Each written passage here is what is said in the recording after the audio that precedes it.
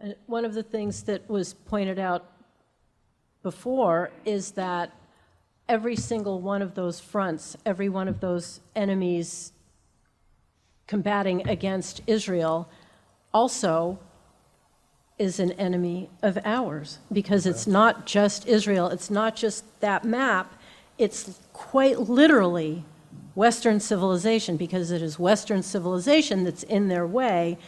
We are the big Satan, we are the big impediment to their conquest.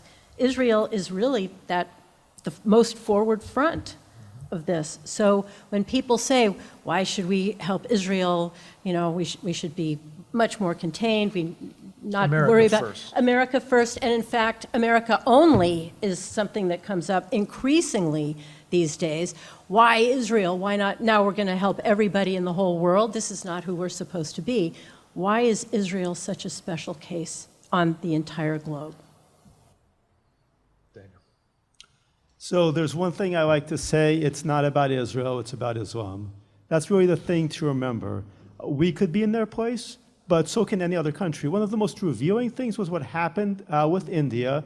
When there was a terrorist attack in India, India began campaigning against Pakistan, and suddenly we had the same exact narratives used against Israel being deployed against India. India is a made-up country. It didn't exist until 1948. Whoever heard of India before that?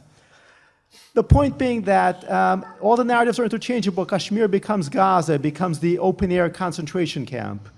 And it's a little hard, a little bit confusing, because we tend to be saturated in all this propaganda about Israel.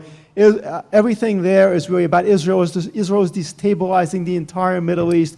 Without Israel, things would be completely different. Israel is a unique case. The way the Muslim terrorists are attacking Israelis October 7th, it's a unique result of all the horrors that the Israelis have inflicted on them.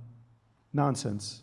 In fact, we see that Israel is interchangeable with India, it's interchangeable with any other country in the world that is targeted by Islamic terrorists. Now, the trick that Islamic terrorists play, because ordinarily you would go, wait a minute, there's one ideology, one religion, it's a war with Christians, Jews, Buddhists, Hindus, any religion you can name, the Yazidis, for goodness sake, a group that people had hardly ever heard of. If you can think of it, there was recently an Afghan violence happening in Amish country, in Pennsylvania Amish country. We joke about the Amish did it. Well, you can actually, there is no group that Islamic terrorists, there's Muslim violence does not leave alone. And yet people do not realize this. So the way they do not realize this is to make every single country their target. It seemed like a special case. And this, of course, is the uber special case. All the things that the Israelis have done to the nations, the ancient Palestinian people were invented in 1964. To dispossess them, to turn them into such monsters, and they're just lashing out because they've been so oppressed. Yet it turns out Kashmir is the same story, and it turns out that some guy in suburban Detroit is the same story, because it's not about Israel, it's not even about America, it's not about even the Western countries. India, any other country is absolutely a target. And the focus on, there's something specific, something unique in the history of Israel and its Muslim population. There's something specific and unique in Kashmir. There is not. The common pattern here is Islam. And the more they focus on any single country, the more we're supposed to miss that pattern. We're supposed to think, well, it's about Israel. Well, it's about India. Well, it's about how America reacted after 9/11. It's about something other. It's about the way that the French allow cartoons of Muhammad. It's not about any of those things. It is about a global ideology at war with the world. And Israel is unique in some cases because, one, Israel is surrounded by Islamic nations, but has withstood them for generation after generation. And it should be an inspiration to the world. European countries beleaguered by Islam, America after 9/11 should have looked at Israel and said, they've survived this, we can do this too. They've won so many wars against us despite being outgunned, outmanned, we can do this too. And of course, the great weapon against Israel is moral inversion. So the things that Israel does right, the things that people should admire Israel for, becomes the thing, the indictment. So Israel faced genocide, they accuse Israel of genocide. It's a very cheap trick. Once you see it everywhere. Israel should be an inspiration to the rest of the world about how to stand up to Islamic jihad.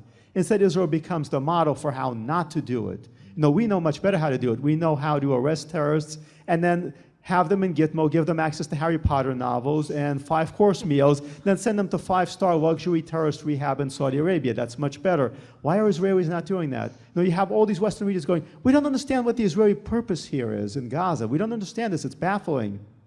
To defeat the enemy nations that invaded Israel and killed thousands of its citizens. No, it's a no-brainer, but we've been brainwashed to the point where the obvious, where common sense is completely inaccessible to us. And they do that by, again, demonizing Israel. The more they demonize Israel, the fewer countries will actually take it as an example, and the more likely we, Western civilization, and really the rest of the world, certainly the United States, are to lose to Islam.